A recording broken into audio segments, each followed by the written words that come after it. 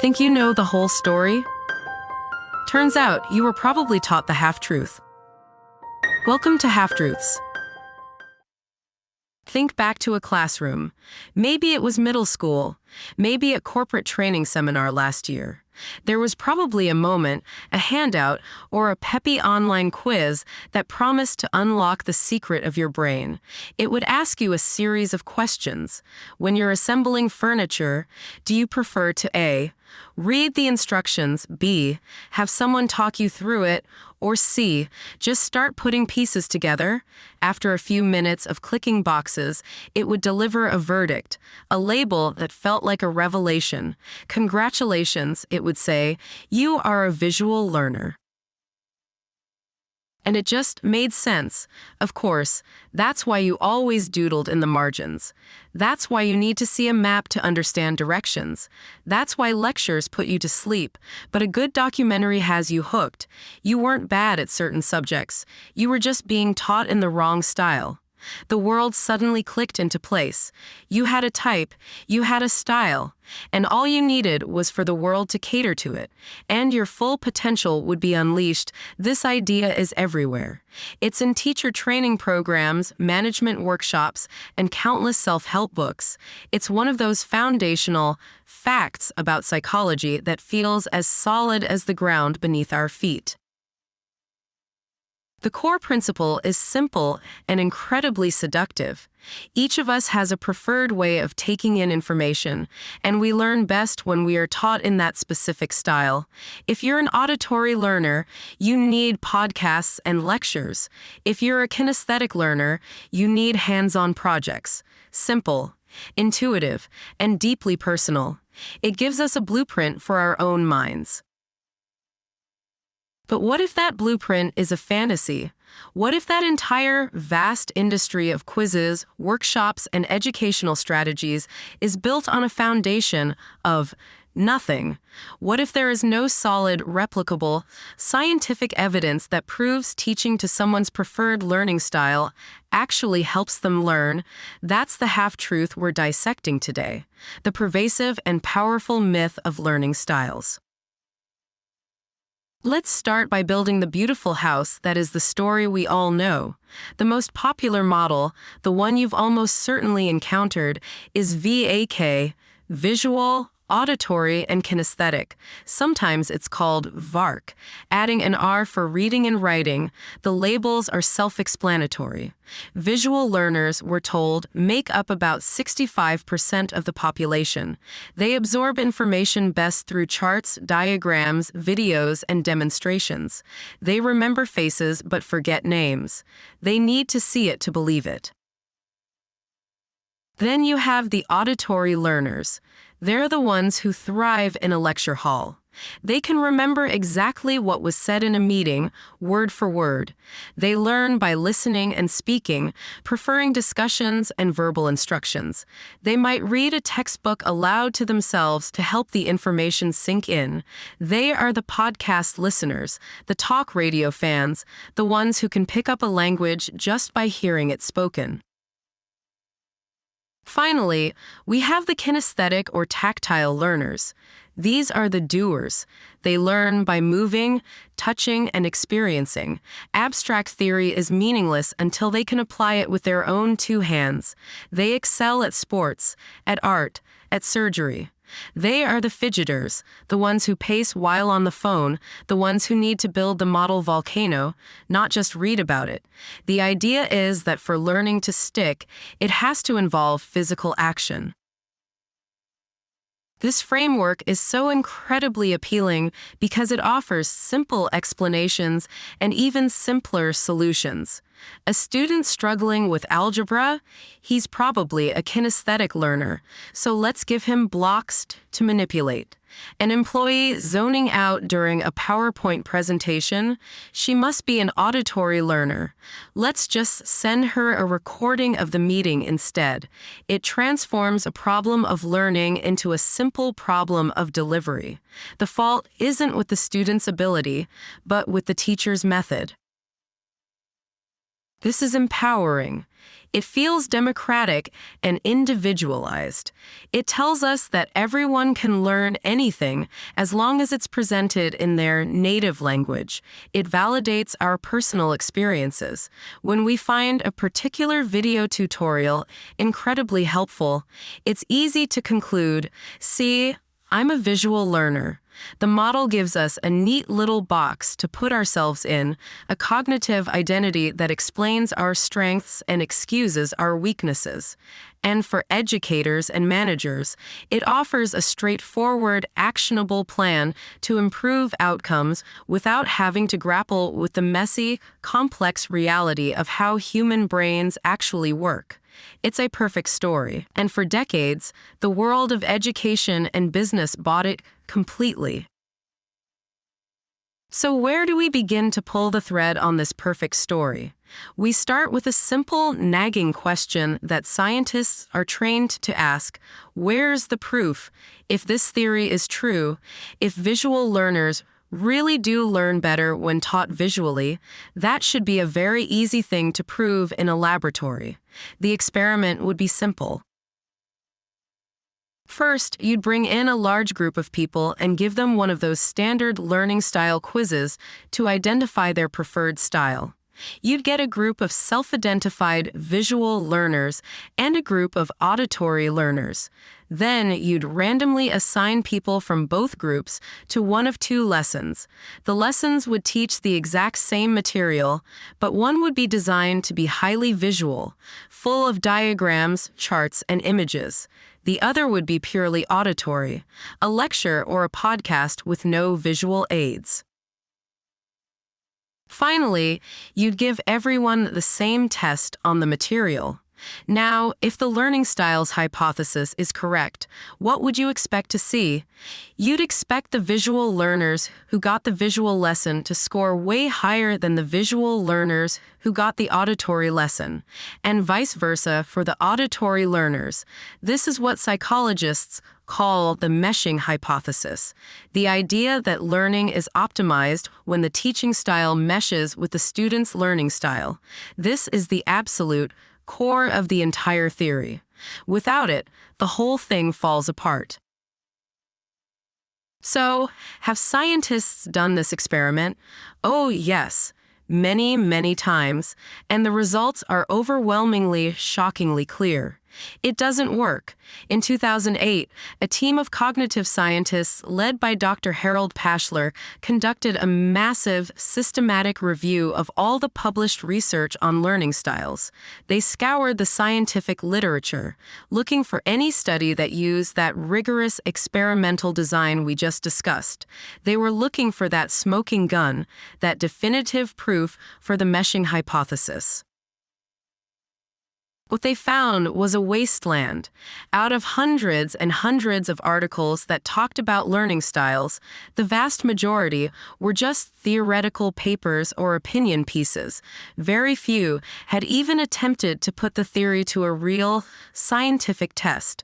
Of the handful that did, most were poorly designed. And of the few that were designed correctly, the results were almost all negative. They found virtually no evidence to support the idea that tailoring instruction to a student's preferred style made any difference in their learning outcomes. Sometimes it even made things slightly worse. Since Pashler's groundbreaking review, many other researchers, like Daniel Willingham at the University of Virginia, have come to the same conclusion. Study after study fails to validate the central claim of learning styles. People's self-reported preferences do not correlate with better performance. It turns out that we humans are actually terrible judges of how we learn best. You might prefer to watch a video, but the evidence shows that you might actually learn more by reading the book. The preference is real. The associated learning benefit is not.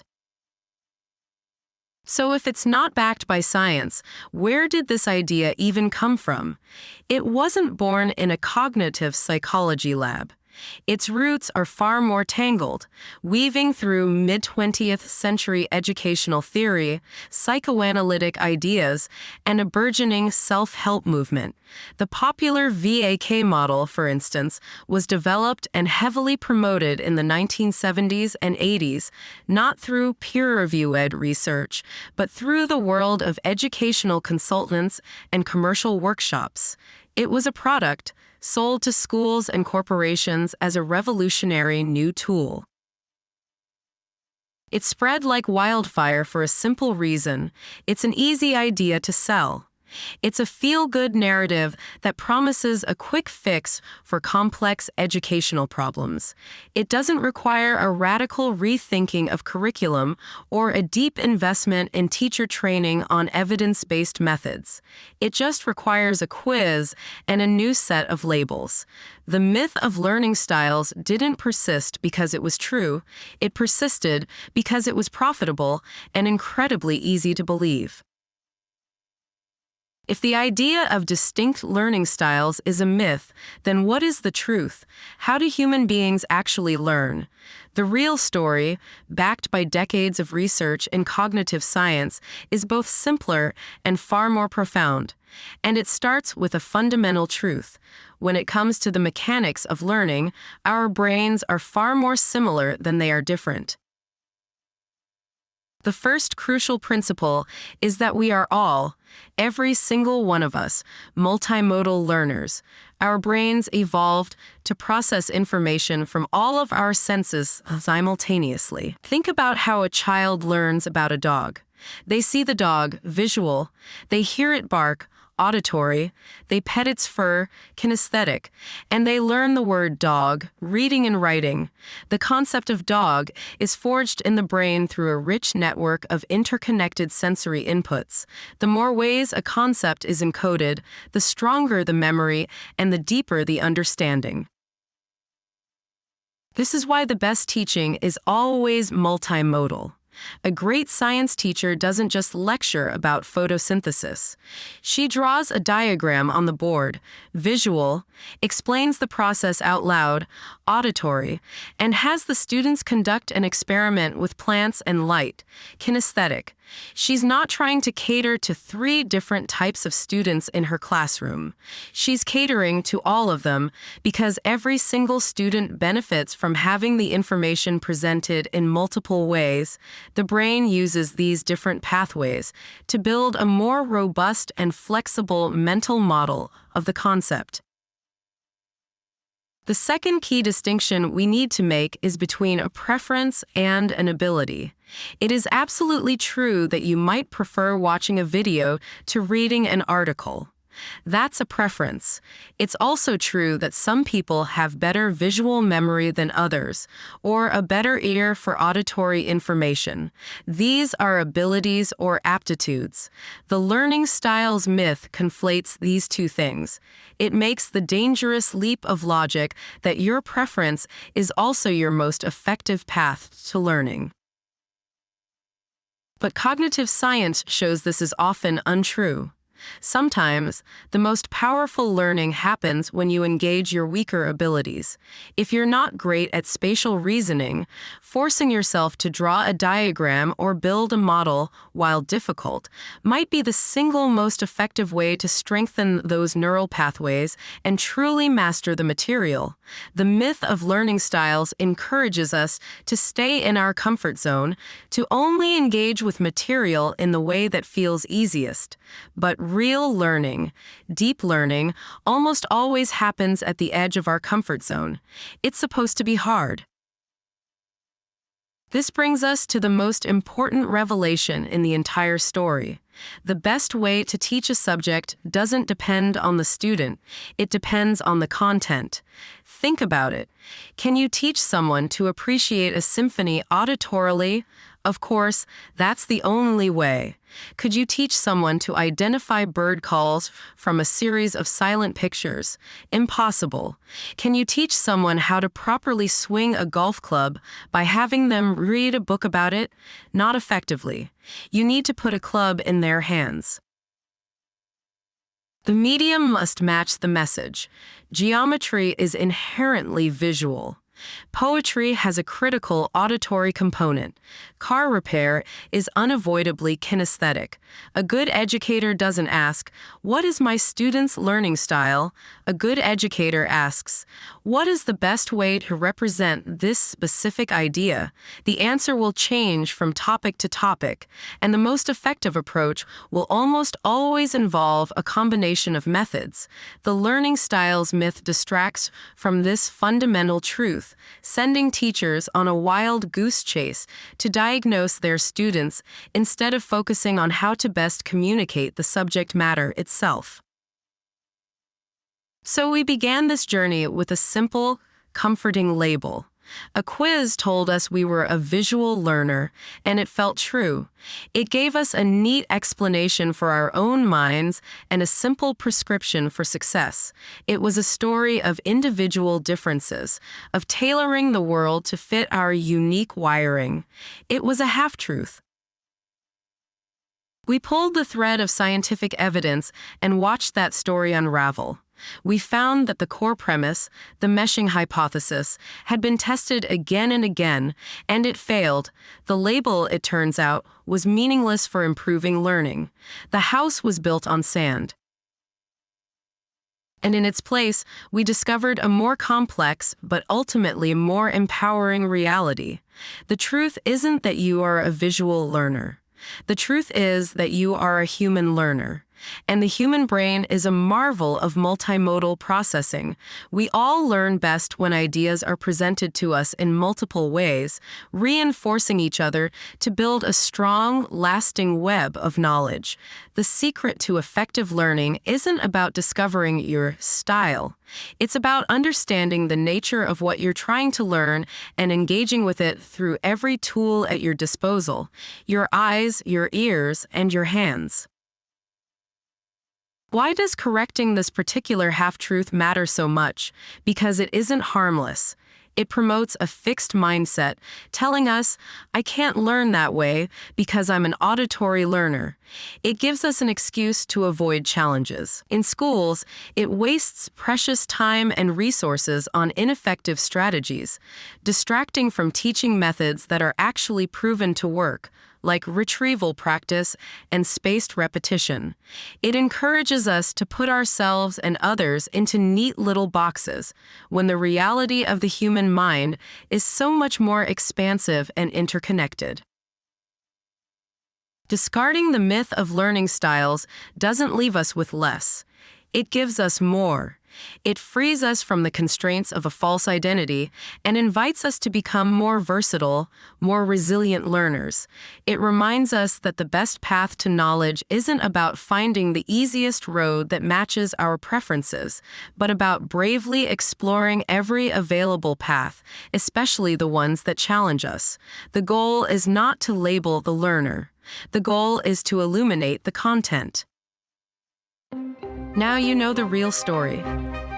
What other half-truths are still out there? If you enjoyed this episode, please subscribe, leave a comment, and join us next time. Until then, stay curious.